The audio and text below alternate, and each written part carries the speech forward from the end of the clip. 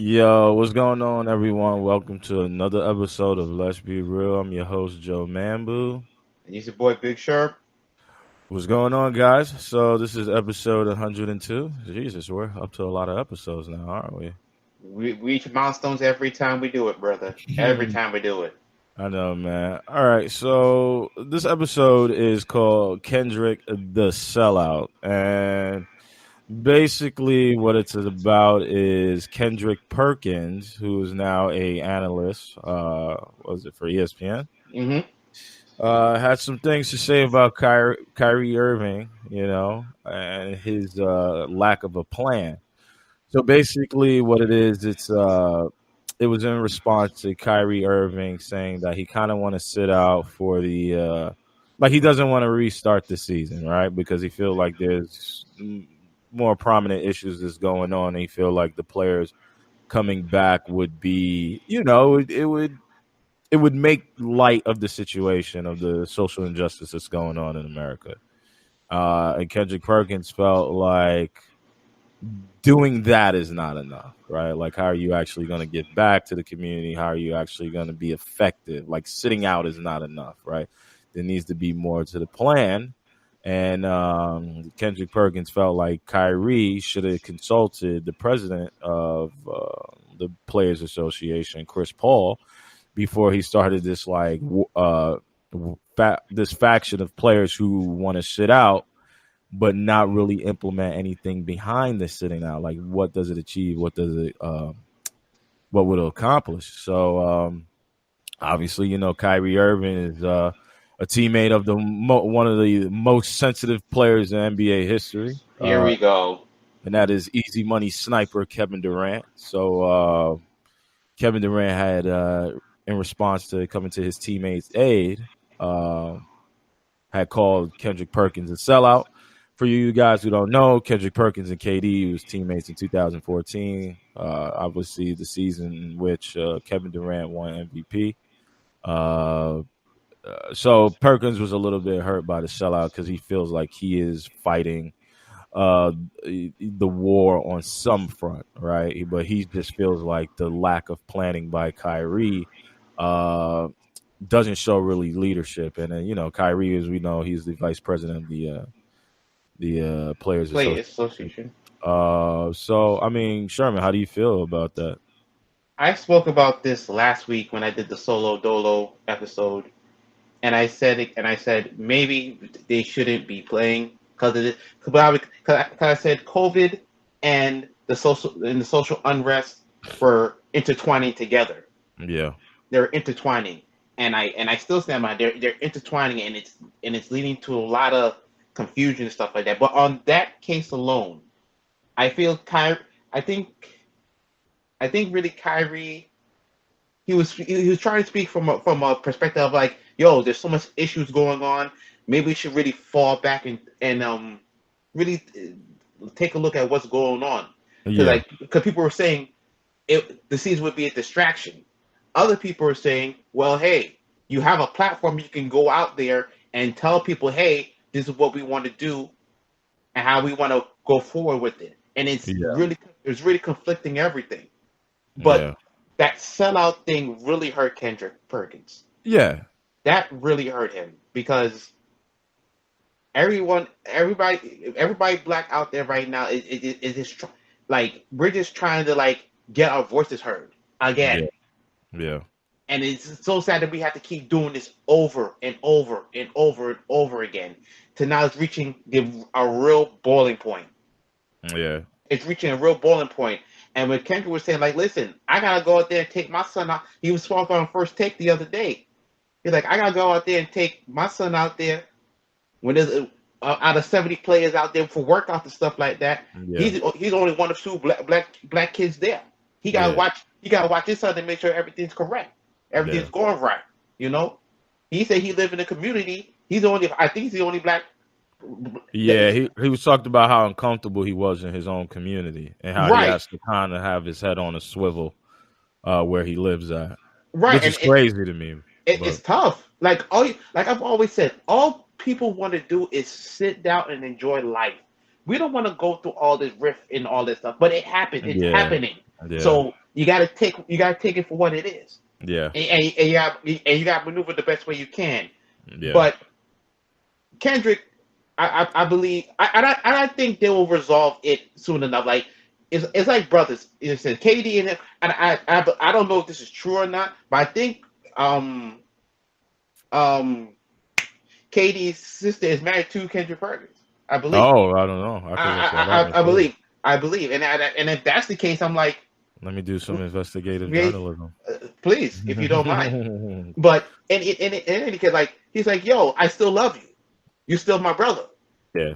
At the end of the day, because things are going to be said at this height of this social thing going on right now, and Yeah. things are going to be said, and I would only hope that these two can reconcile and like get them in a room, sit them down. Kendrick already said they did that one time where they had an issue before. They sat in the hotel room, they sat down, they had it out, they cried. They cried a Yeah. little about it and stuff like that. And when they came out, like, yo, they became more tight. And I hope in this situation now is the same thing. I hope Yeah. they can sit down and talk about wherever discrepancy there is now with that sellout comment. You can ask, hey, what you mean by that? And how can they break that down? And I don't know. I think he knew what he meant by being a sellout. okay, and so in that case, then like, yo, just a trip like, yo, what's going on? You feel me for a sellout, and they can break it down that way. But I'll tell you this.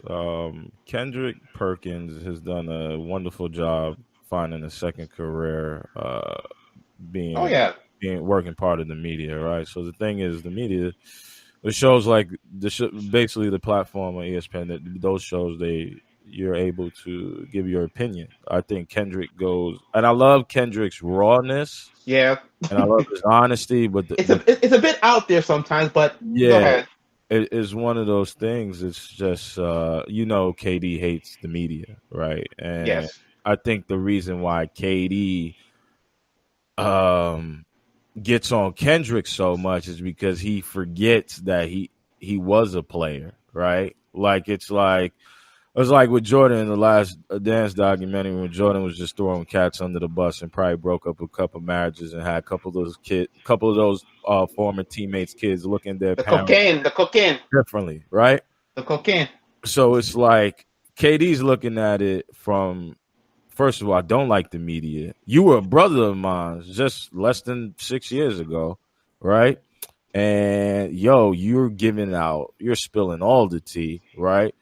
You you're so caught up in the sauce of being an analyst for whatever network, and ESPN. yeah, ESPN, like whatever show he's on, and then it's like he constantly just he breaks the code, right? He constantly breaks the code, and I think Kendrick was a little bit rough on Kyrie when he said, when he was like, yo, he's a distraction, right? Because I think the thing is that I love Kyrie, and I understand he tries to be an intellectual. He's smart. He is Yeah, but smart. I think a lot of the time with Kyrie though, it's like he's not fully thinking it through, right? Like, so I get the two the theories of thought, right? The two ideas of thought of the guys who want to play, right? Who could feel like they could use that platform for every game, right? Because there'd be a bunch of people watching, right? But they kind of did that. They kind of did it with the "I Can't Breathe" shirts. They did it in other ways, right? And I get the But other, but I get the other thought of, but that was not then. We talk about now, no, right now. I hear you though, but there's things in the past that the NBA has done right while playing during the regular season, because this is Hmm. not the first time a black person has been choked out, dying, had their neck stepped on, or police brutality has been displayed. That the NBA, being the progressive league that they are, has showed their support in social injustice, right? Hmm. Um, Players, I think the nation is tired. I think people are just tired. I think the players are tired, right? This is a league that comprises of 80% of African Americans, right? 80% black players, Right. black, right? Right. Listen, some of these guys feel that, taking a stand by hurting the wallet, right? or just not even hurting the wallet, right? Because I think it's beyond that. I think it's just taking the time to be with their families, taking the time to be in support of their community, taking the time to do their due diligence. Some players just feel like playing basketball, they won't be able to do their due diligence when it comes to partaking in activities in the community, in which can make them, which can make it better, because they could use their platform. But I'm wearing an I Can't Breathe shirt while playing an NBA game, right? Before playing an NBA game. I don't think that make a difference. And I feel like some players went down that road, right? The NBA has gone down that road. What now are they going to implement? What further changes can you associate with the NBA to be like, hey, this is what they're doing to be progressive, to stop this kind of behavior from police, right? People just want to, players want to take more of the onus because they do have this platform, social media, you know what I'm saying? Regular media, you know what I'm saying? They want to take the initiative and put these things on notice. So I get that faction of players that was like, hey, the season don't mean as much. And I commend Dwight Howard, because I know Dwight Howard. Yeah. And I talked about Dwight Howard on the show last week too. Like, he was very sincere about what he was saying.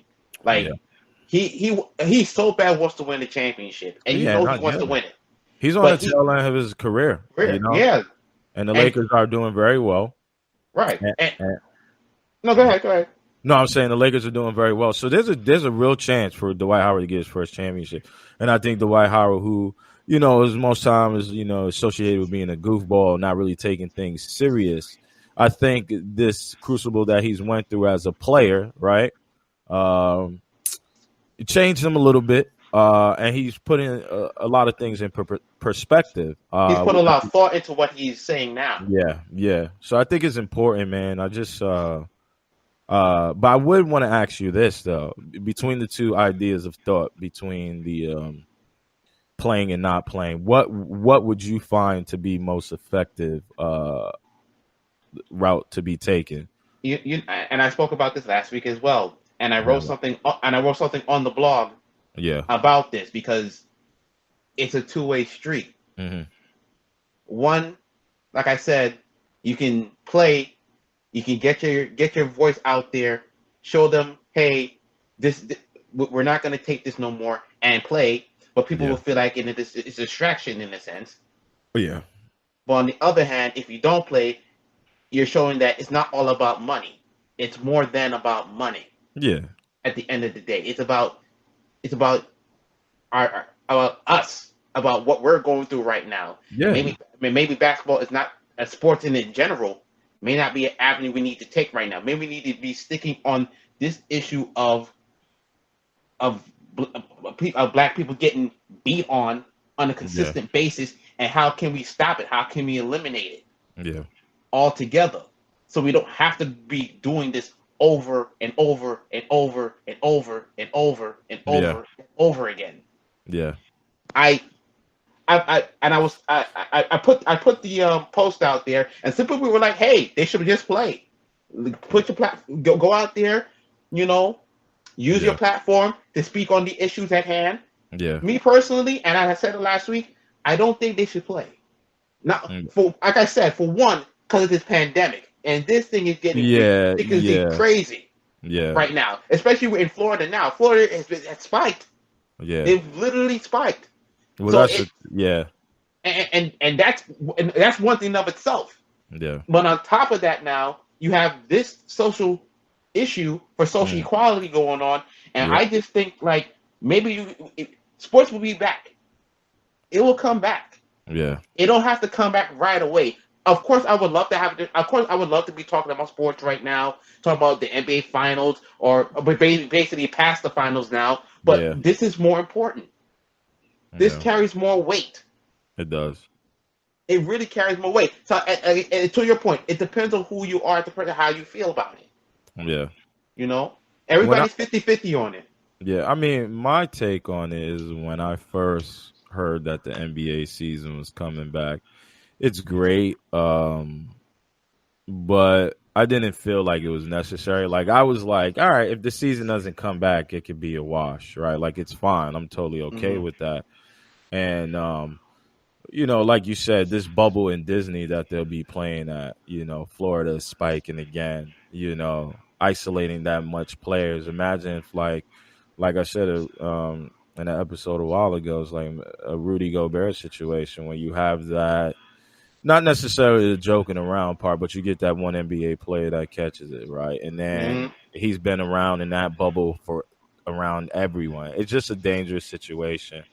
I get the need for owners and players who want to get back, on the court for money because the NBA has lost a lot of money. But I don't think it's really worth it. I think it's mostly it's dangerous for the players, and I think if players are talking about being really active in their communities, being on the front line, I think that needs to take President. more, yeah, precedent than playing NBA games. Yes, you can have the games and you can show your support or use your platform, but I think using your platform is one thing, and being on the front lines to discuss everyday issues is another thing. Um, and I think the NBA season should not happen so players can do that, right? You got what? Well, how many players in the league? 80%. I guess that's about like African African American. American. Like, listen, them doing something in each of their hometowns can be an amazing thing, right? Amazing thing. And You I know. think I think that is something that should be happening. The NBA. I love the NBA, but it doesn't mean that much to me as as the other stuff that's going on. So I'm all in favor for. Like I said, I love Kyrie, so I don't think it's biased, but I do agree with Kyrie with sitting out. Let me. But I also agree with Kendrick saying, listen, you need a plan besides sitting out. So there has to be some type of uh there has to be some type of thing that's going to happen after the sitting down. And You look what can't. Kyrie did. He indirectly sparked a conversation that needed to happen. Yeah, He indirectly sparked the conversation. yeah, 'Cause I don't think they expected it to get up like this. Not like this. yeah, To now where it's a conversation every day. You yeah, hear it on sports talk, sports news talk, sports talk radio, yeah, podcasts everywhere. They didn't expect it, but it's important that it's being done at this juncture. yeah, It's very important being done at this juncture because you get to speak, you get to have that conversation. It's a very tough conversation to have, but it's needed. It has to have. It has to happen because I don't. People should not think like, oh, we're just about sports and that's about it. We about our money and stuff like that. yeah. It shouldn't be about that. It's like, are you a human being? Yeah, and a lot of the times, to your point, a lot of the time people like distractions, right? Like people like the NBA coming back would be one of those things. It's like, all right, well, the world is opening back up, things is looking normal, but I think the problem is that a lot of our a lot of us live our life on cruise control, right? Like there's trauma and stuff that's going on that we kind of just like to put on the back pilot, and how you get better is by dealing with it, right? You got to deal with You it head on. you can't run from it. Basketball would be a nice escape. I remember when I was going through my things, man. I was at a bunch of basketball games, but what I was really doing was just escaping my problems, right? I Hmm. wasn't really I wasn't really solving anything. I was escaping, right, when I was going through my issues, right? So with this whole pandemic, right, I sit down and I'm here and I get to focus and do my due diligence on myself self and do systems check and see what kind of man I could really be. You can't do that if you're distracted. So what I'm saying to that is what it really is, the NBA being back would be great, but it would Of take away course. from the things that need to be discussed, all the uncomfortable conversations that people need to have. And those conversations need to be had so that things can grow, right? So if you don't Right. have those conversations, if you don't have that mediation, there'll never be any change or any growth. It'll just be another year. And Yeah. I think we to the point, especially black people, where it's like you don't you don't any longer want to just for it to be another year. Another year. You want it to be your year. You want to change the status quo, and And I think that's and important. and progress into the next level, into the next step of equality altogether. That's what it's Yeah. supposed to be about at the end of the day. Yeah. Now, I know it sounds crazy saying that type of thing, and all people feel like, oh, it'll never happen, but you got to do something. Yeah, but Something that's the has to thing. be It's like, done. yeah, yeah. That's the thing though. Just because it may never happen doesn't mean you shouldn't fight for it, right? Because that's the problem Right. if you don't do I hope anything. it, and quite frankly, like I'm saying, I hope it does. Yeah. I would love for it to. Because Yeah. it'd be a beautiful place for this for it to get to that type of point, to get to that type of level. Yeah. It definitely would. I mean, I would listen, you gotta go against the grain, right? Hmm. And you gotta sacrifice some things. I know. And I you know what I love it the fact that these players what I really love is that they're willing to sacrifice, right? Because I don't, they're losing money, right? And I know they'll be like, oh, they make a bunch of money, but you can't never study a man's pocket. That's right. You never count his coins. But some of these players are giving up a lot, right, to be out there because it's important, man. Like they just dribble a basketball for a living.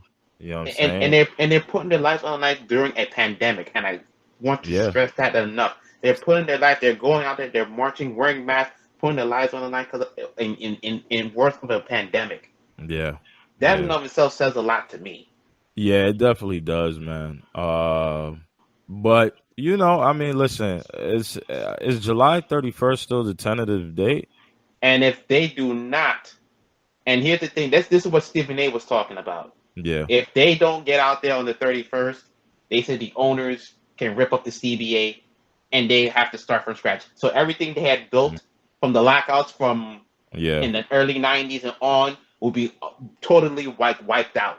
yeah. But at what point it's like you have to take and you have to really think is and these players have to think. I can't think. I'm not playing the NBA. They have to think: is this sacrifice worth it? Is ripping up the CBA and killing the whole max contracts and all that stuff? Is it worth? Is it worth it? Well, Is it truly worth it? that's the thing. I Yeah. mean, these players who are making this crazy amount of money, you got to think about the guys who aren't making that money, right? Like, Right. yeah.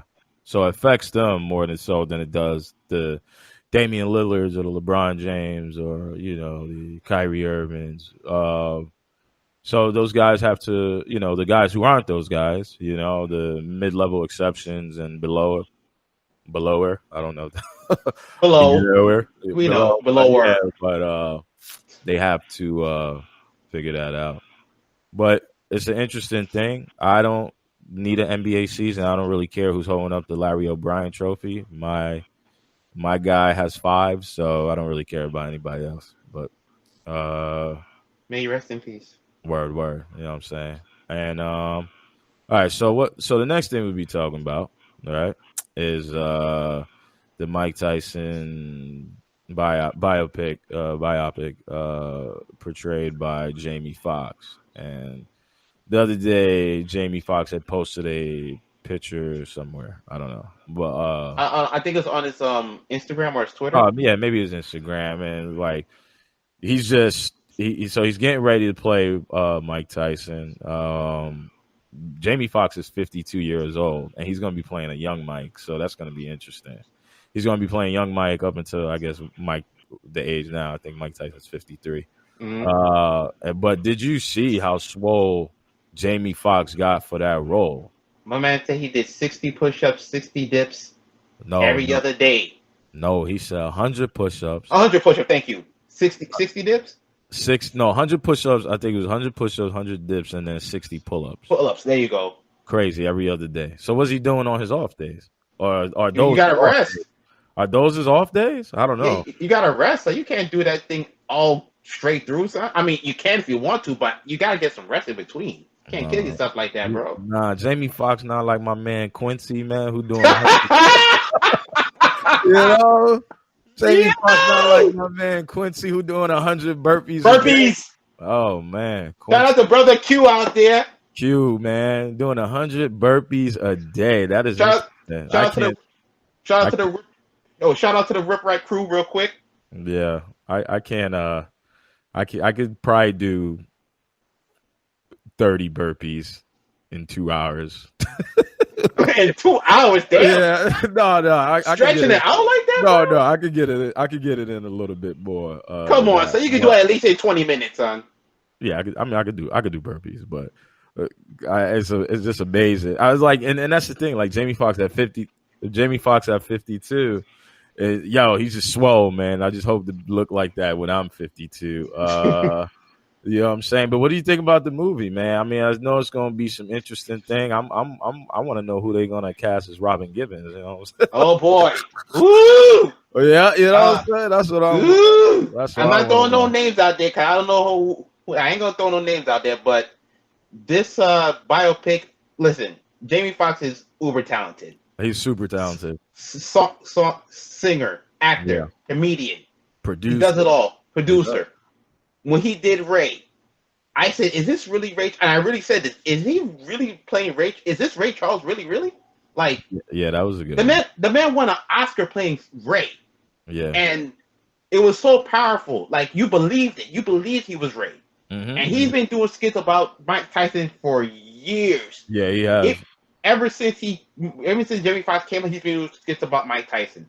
So Yeah. for me, him doing Mike Tyson is so perfect. He already does the voice. He just had to get his body up He and everything definitely, like that. he definitely looked like he's on his way though. Yeah. Oh hell yeah. He said Yeah. by the time they get to start filming, he should be Yeah. about 230. And in Yeah. the movie Yeah. and the movie's gonna make him look like he's 250. Yeah. Which is sheesh. He's crazy. But It's crazy. I really feel like Jamie Foxx is gonna hit a home run with this. Yeah, I think so, truly too. believe it. If he can do this with Ray, Mike Tyson, he's been doing Mike Tyson's voiceover, like I said, for years. So Do you think it would be as good as Will's Ali? listen, Because when Will did a hell of a job. job, Yeah, man. listen, and Jimmy Foxx did good when he was Bodini Brown. Yeah. He did a hell of a job.